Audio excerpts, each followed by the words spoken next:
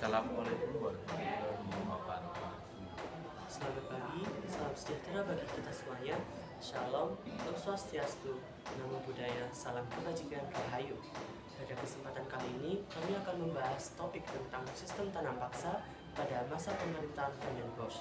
Sebelumnya, perkenalkan nama saya Afgan Diaksa Abai, nomor absen 1. Saya Rizky Anda Saputra, nomor absen 27. Saya Zakia Tadita Saki, nomor absen 9. Saya Naswa Zemora Gestia, nomor absen 3. Saya Ratis Ningrum, absen 24. Saya Melanie Anastasia, absen 18. Pertama-tama, saya akan membahas latar belakang adanya sistem tanam paksa ini di Indonesia. Belanda memperkenalkan sistem tanam paksa pada masa pemerintahan Van den Bosch. Sistem tanam paksa adalah sistem yang mengharuskan rakyat untuk melaksanakan proyek penanaman tanaman ekspor yang dinaungi oleh pemerintah kolonial Belanda. Kondisi keuangan Belanda saat itu sedang jatuh dikarenakan setelah perang dengan Jawa dan adanya konflik di Eropa seperti revolusi Belgia membuat keuangan Belanda jatuh dan negara hampir bangkrut. Biaya perang yang sangat besar sehingga Belanda membutuhkan sumber pemasukan dengan segera. Kebijakan Belanda untuk mencari sumber pemasukan baru dan menutupi krisis adalah Belanda melihat Jawa sebagai keuntungan. Jadi mereka mewajibkan masyarakat Jawa untuk melaksanakan penanaman tanaman ekspor yang bernilai tinggi sebagai sumber pemasukan bagi pemerintah, yang sekarang disebut dengan sistem tanam paksa atau yang disebut dengan Kulturstelsel. Johannes van den Bosch diangkat sebagai gubernur jenderal pada tahun 1830. Ia diutus untuk memperbaiki keuangan negara Belanda yang menyengsarakan rakyat Nusantara tetapi menguntungkan bagi Belanda.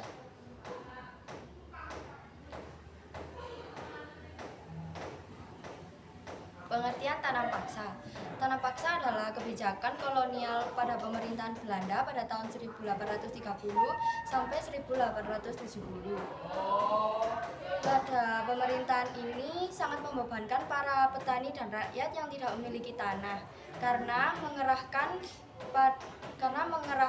menanam tanaman yang laku di pasar Eropa.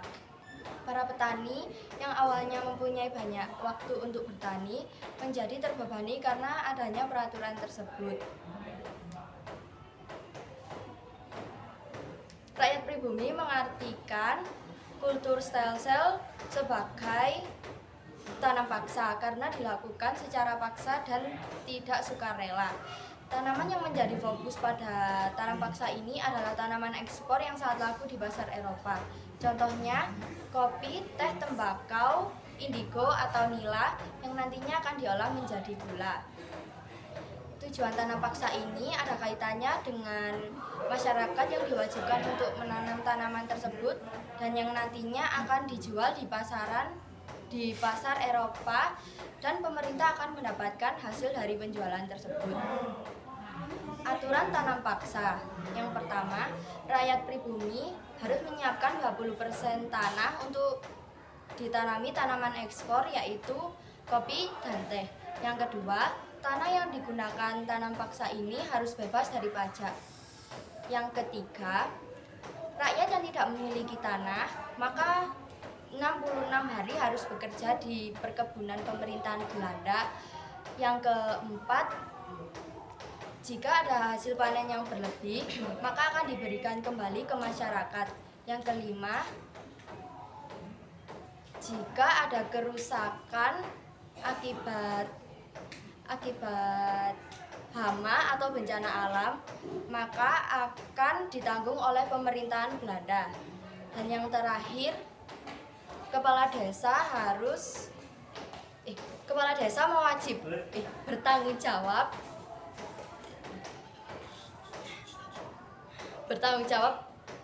untuk mengawasi tanam paksa tersebut.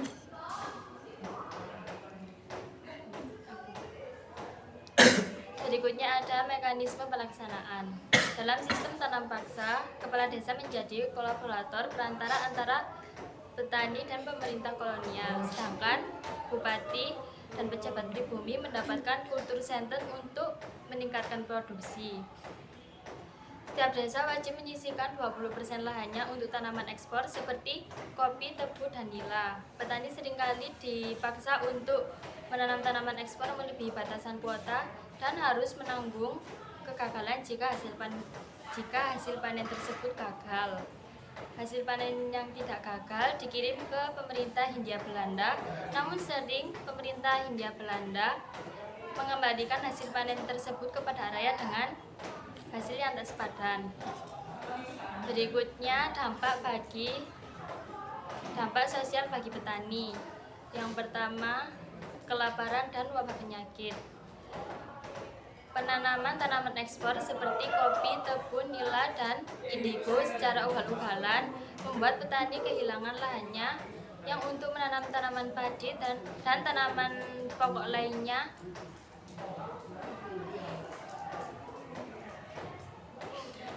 Penanaman tanaman ekspor seperti kopi, tebu, dan nila secara ugal-ugalan membuat petani kehilangan lahannya untuk menanam padi dan kebutuhan pokok lainnya. Hal ini membuat wabah kelaparan di berbagai daerah seperti Cirebon, Demak, Grobogan yang juga diikuti dengan wabah penyakit dan meningkatnya angka kematian. Yang kedua, penindasan dan kekerasan. Meskipun aturan awalnya seperlima bagian digunakan untuk lahan tanaman ekspor, tetapi seringkali saat praktik terjadi penyelewengan atau korupsi.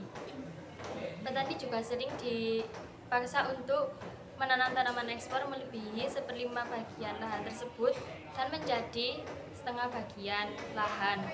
Hal ini membuat terbengkalainya lahan pangan mereka sendiri. Yang ketiga, kehilangan tanah dan kerapan pangan. Karena pemerintah kolonial berfokus kepada komoditas tanaman ekspor, maka petani kehilangan lahan mereka yang seharusnya untuk menanam tanaman padi dan tanaman pokok lainnya yang saat itu dijadikan tanaman ekspor. Yang terakhir, buruknya kondisi ekonomi.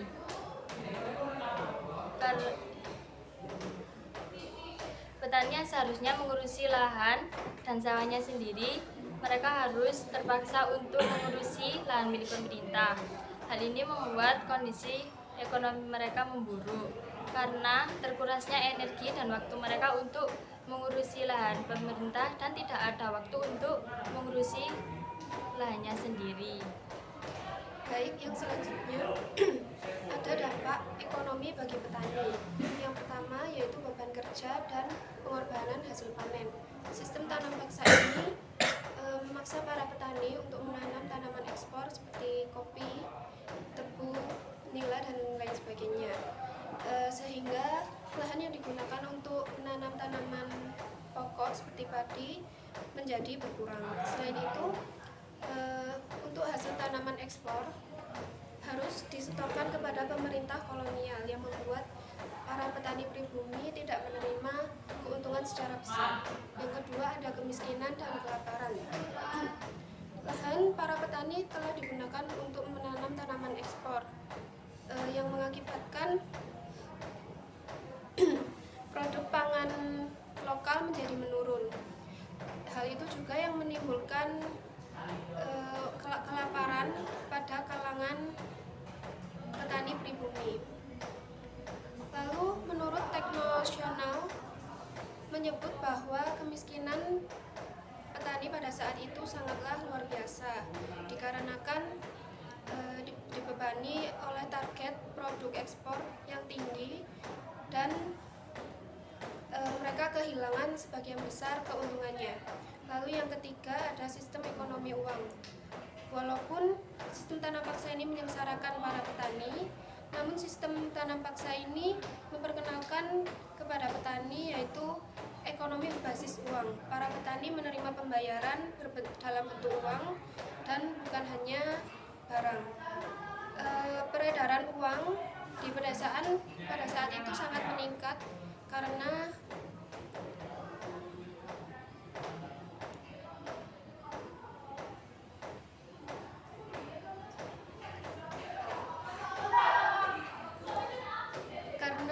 komersialisasi produk ekspor dan tenaga kerja yang dibayar atau setara dengan sistem kerja paksa. Yang keempat, teknologi pertanian baru. Sistem tanam paksa ini memaksa para petani untuk menanam tanaman ekspor.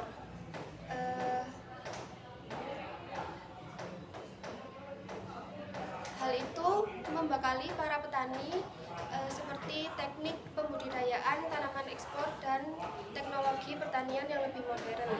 Lalu yang kelima, ketergantungan dan eksploitasi.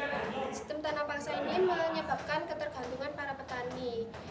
Maksudnya para petani bergantung kepada pemerintah kolonial, walaupun pemerintah kolonial itu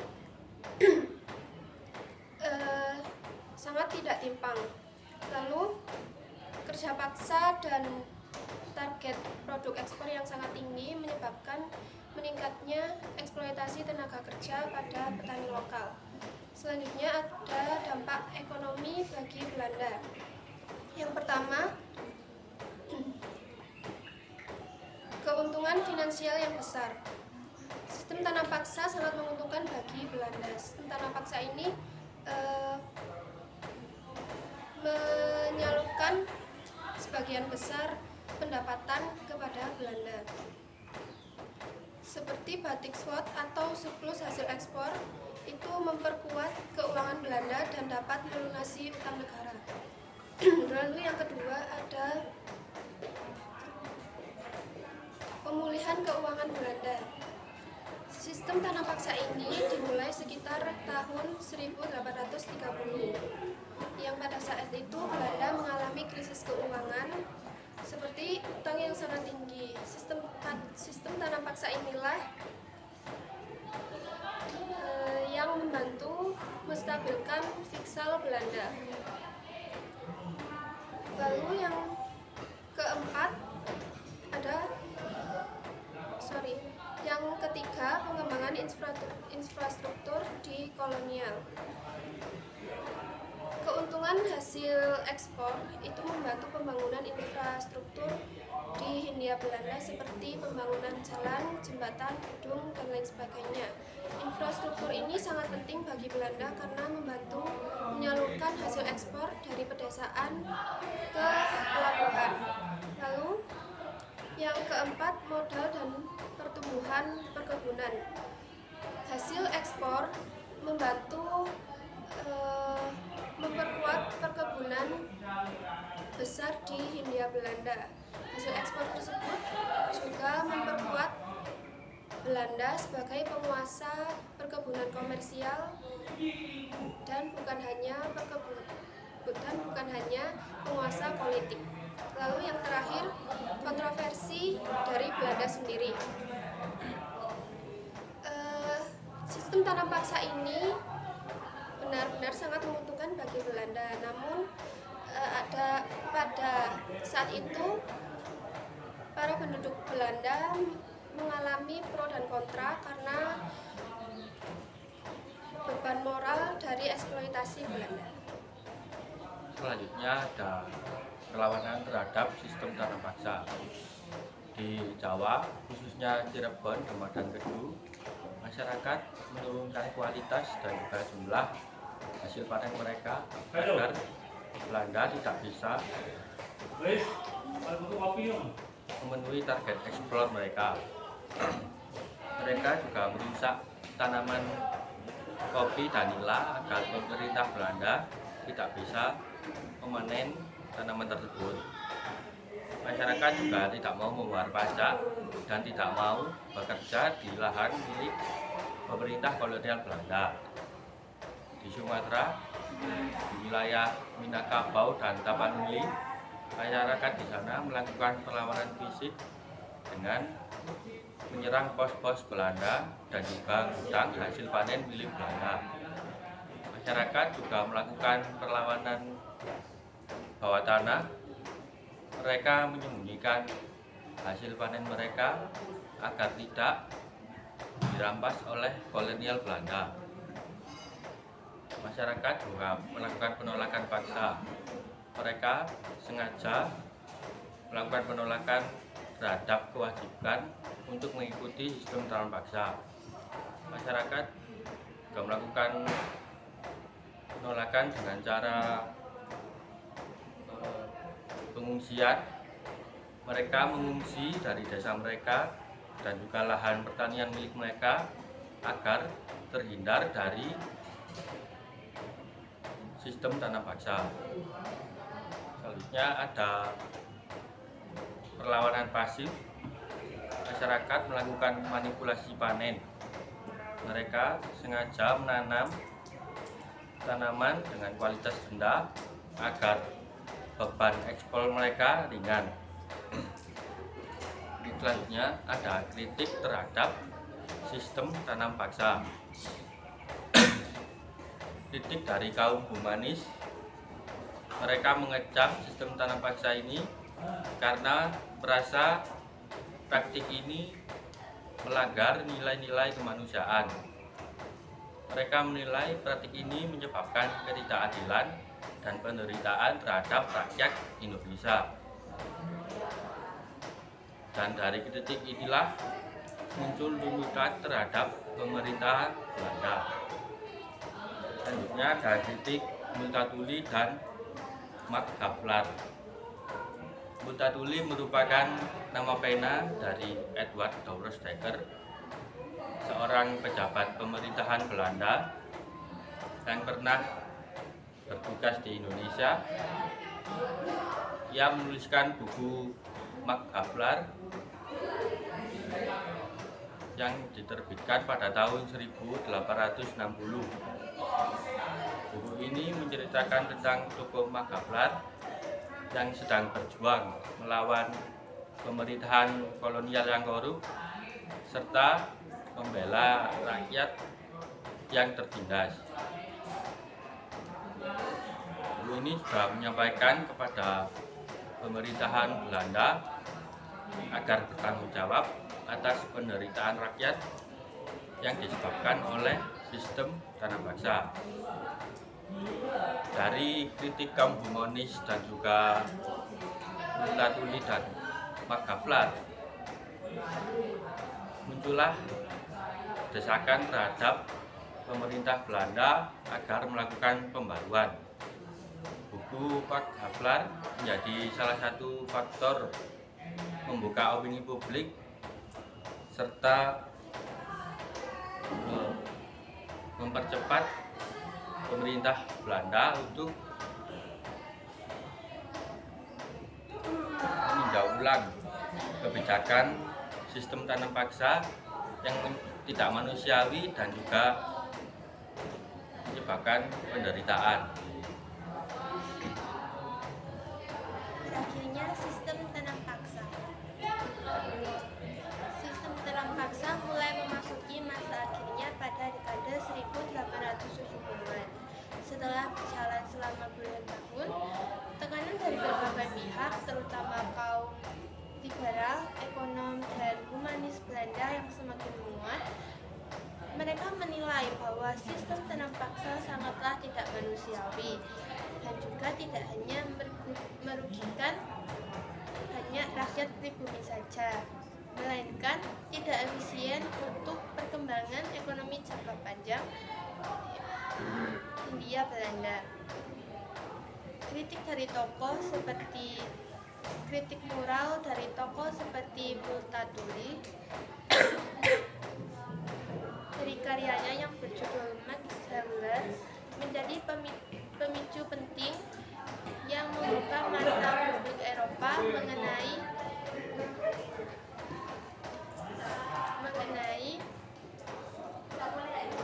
penderitaan para petani di Pulau Jawa.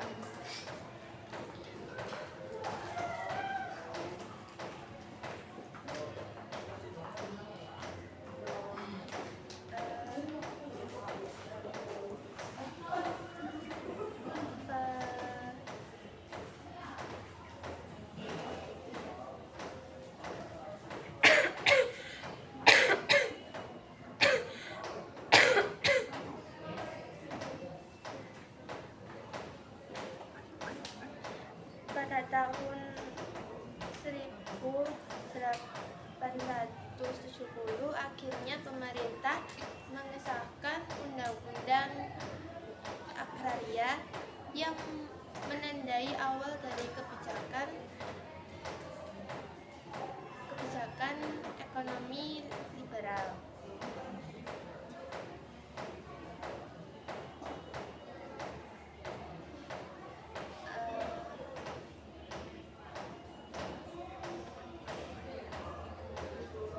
Undang-undang agraria ini membuka peluang bagi investor swasta untuk mengelola perkebunan di Hindia Belanda. Sementara pemerintah Belanda tidak lagi ikut langsung dalam sistem pemaksaan tersebut, melainkan hanya sebagai pengawas administrasi. Sementara perusahaan-perusahaan asing mulai mendominasi dalam mengelola tanah dan para tenaga kerja. Meskipun begitu, penerapan sistem baru ini tidak berjalan secara instan. Di beberapa daerah pelosok seperti di Jawa dan Sumatera, sisa-sisa praktik tanam paksa ini masih bertahan selama masa transisi.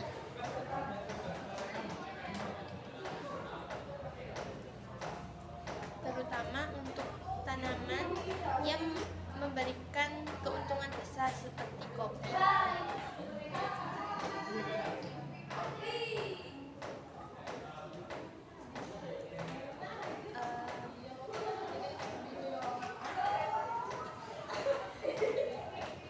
Banyak pejabat lokal juga masih terbiasa memanfaatkan sistem lama, sehingga perubahan sistem baru ini berjalan secara perlahan. Secara keseluruhan, perubahan sistem ini bukanlah akhir dari bentuk eksploitasi, melainkan perubahan bentuk eksploitasi dari eksploitasi negara menuju eksploitasi berbasis modal swasta. Secara umum, pergantian sistem ini masih memberikan ketimpangan kepada rakyat pribumi, sehingga rakyat pribumi masih berada di posisi paling lemah. Kesimpulannya, berakhirnya sistem tanam paksa ini menjadi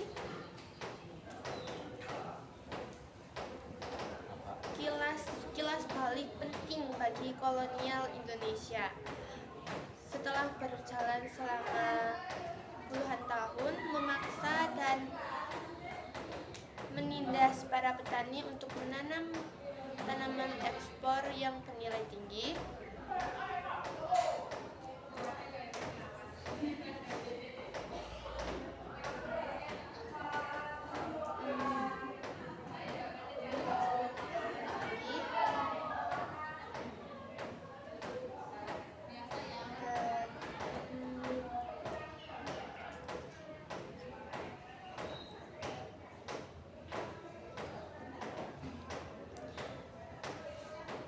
Para petani terbukti dirugikan secara ekonomi, sosial, dan psikologis.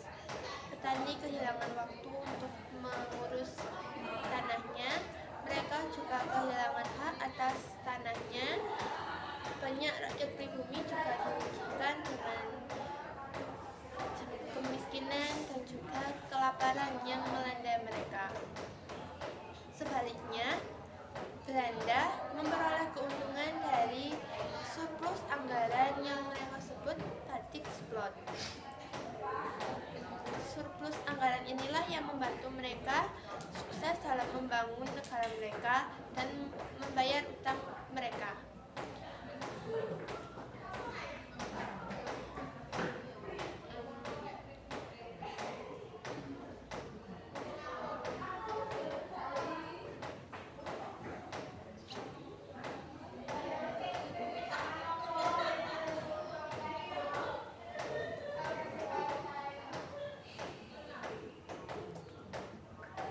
Karena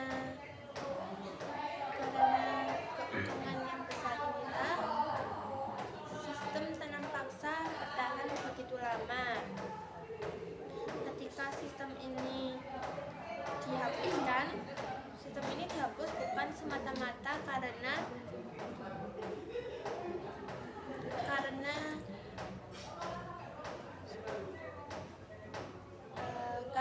pertimbangan kemanusiaan, melainkan karena tekanan dan juga kritik moral dari tokoh seperti Multatuli.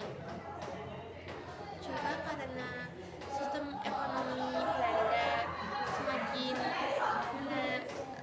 menaik, mereka membutuhkan sistem baru yang lebih menunjukkan bahwa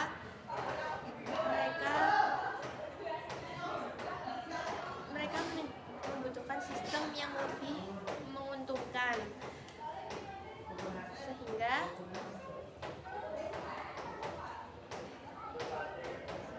sistem baru ini masih menyisakan ketimpangan struktural bagi rakyat pribumi.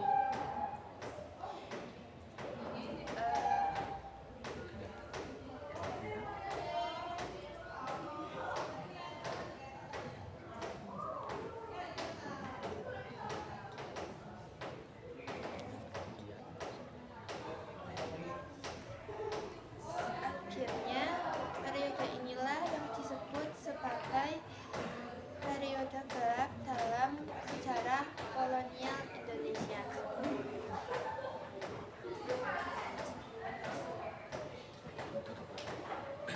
Baik, sekian presentasi dari kami yang bisa kami sampaikan. Mohon maaf bila ada salah kata yang disengaja maupun tidak disengaja. Kami undur diri. Terima kasih. Wassalamualaikum Assalamualaikum warahmatullahi wabarakatuh.